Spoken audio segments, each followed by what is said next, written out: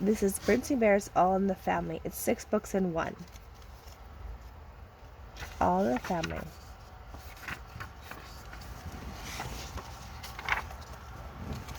Berenstain Bears and the Wicked Grandmas.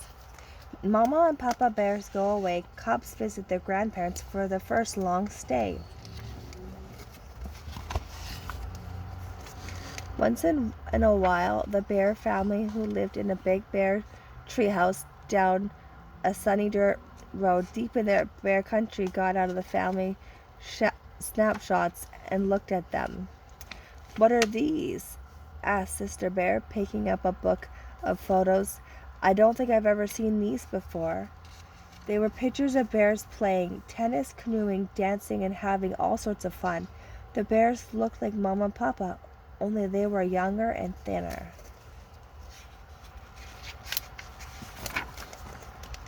"They're pictures of Papa and me on our honeymoon," said Mama with a smile. "At Grizzly Grand's mountain lodge," said Papa. "We had a wonderful time." "What's a honeymoon?" asked Brother. "A honeymoon is a special trip couples take when they get married," explained Mama. "Getting married is a very special happening and celebration. It was a trip. It was with a trip is an old custom." "As a matter of fact," said Papa, "we decided to go on a second honeymoon. We're going back to the same place and play tennis and go canoeing and have fun. It'll be lovely," said Mama. "A second honeymoon sounds like a pretty good idea to me," said Brother. "Me too," said Sister. They scooted out of the room. They were back in a jiffy with their vacation things. "Oh, you won't be coming," said Papa. "Honeymoons, even second honeymoons, are just for grown-ups, not for cubs."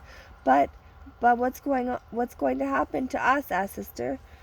"It just so happens," said Mama, "that Gran has been after me to let you spend a week with her and Gramps. All this would be a perfect opportunity." "A whole week?" said Brother. "But we've never stayed with anybody that long," said Sister. "Well," said Papa, taking a few practice swings with his new tennis racket, "there's got to be a first time for everything." What will we do for a whole week?" asked the cubs. "Where will we sleep? What will we eat?" "Goodness," said Mama, "such a fuss about a simple thing like spending a week at Grandma's." It didn't seem like a simple thing to the cubs. They loved Gramps and Gran very much, but, well, they just weren't Mama and Papa. Besides, Gramps and Grans were sort of old. What are you talking with your What are you talking with you? Oh, sorry. What are you taking with you? Sister asked Brother when it was time to pack. "I'm taking 2 books, my Jacks and my Teddy, of course," he said, holding up some books and his best yo-yo. Papa put their suitcase in the trunk last, so that when they got to Grant's, unloading was as easy as 1, 2, 3. Then, after lots of big bear hugs and kisses, the happy second honeymooners were on their way. "It's certainly good to see young folks having fun," said Gran, waving goodbye. "We're the young folks," muttered Cubs. "We're the ones who were supposed to be having fun." "I'm sure you're hungry after your ride," said Gran when they went in. "How about some of my special honey nut cookies and milk?" "No thanks, Gran," said Sister. "I'm not hungry right now." "Hey, these are really good," said Brother. Sister sneaked a taste. They were good, but, well, they just weren't Mama's. "Now, let's get you up to your room so you can get settled," said Gramps. The cubs reached their bags before you could say Grizzly Gramps. They gathered their stuff, their bags and all, and carried up the steep stairs. Gramps certainly was strong for someone so old. The room at the top of the stairs was very nice indeed, but it just wasn't home. "Gramps," said Sister, "where do you suppose Mama and Papa are right now?" "Well," said Gramps, "I reckon they're still on the road, just pulling to sight of Grizzly Mountain Lodge." After they unpacked their things, Gramps thought the cubs might want to explore around the house.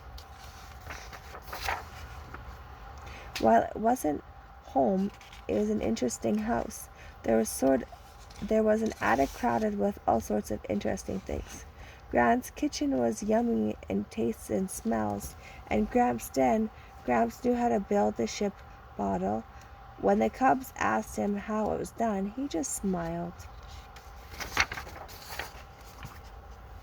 "What do you suppose Mama and Papa are doing now?" they asked them.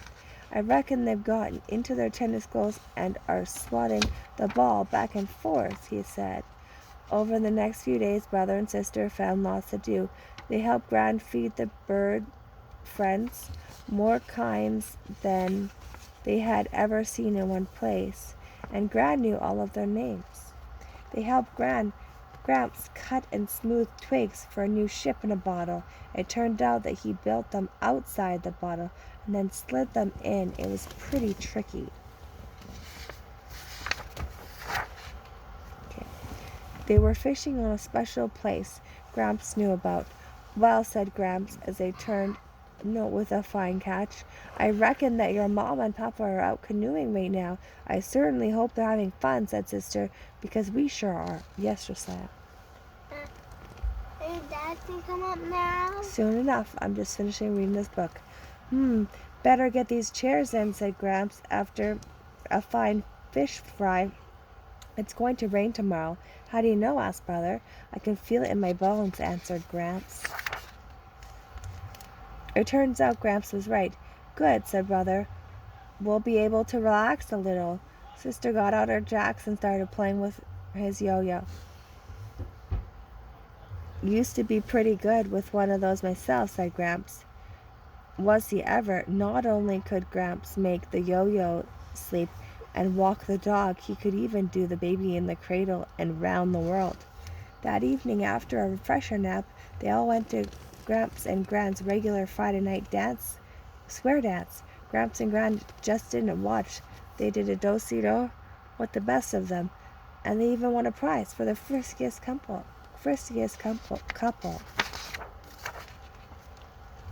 "Goodness," said Sister in the morning.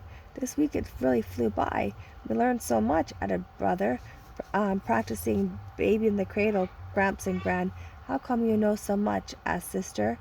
"So many things. Why, you can even feel the weather in your bones." "That's one of the good things about being an older person," said Gramps, smiling.